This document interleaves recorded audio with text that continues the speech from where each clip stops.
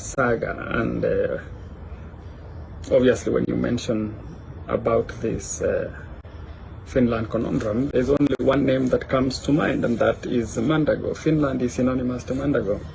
So Mandago, in his usual characteristic, has already started looking for an escape route, and he has started already name dropping, naming this person, naming that person, pointing fingers, because he's trying to see a safe corridor where he can exit from and run away so fast and leave this hot potato in somebody else's hand.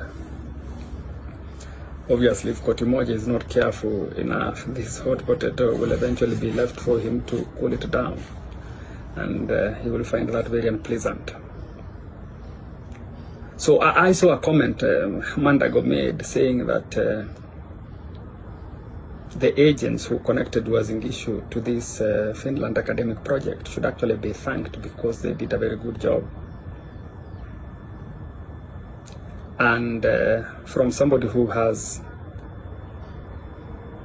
observed Mandago very carefully, I can see him from a distance, and what he's up to, what he wants to now eventually come up with, is to say that the monies that got lost actually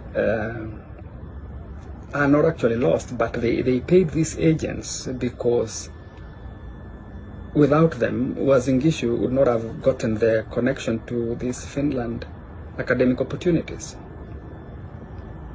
And so they paid these agents, and that's why he went ahead to mention the name Caesar. He said, in reference to the good work that these agents supposedly did, he said, you should pay to Caesar what belongs to Caesar. And I was just jogging that statement through my mind and wondering, who is Caesar?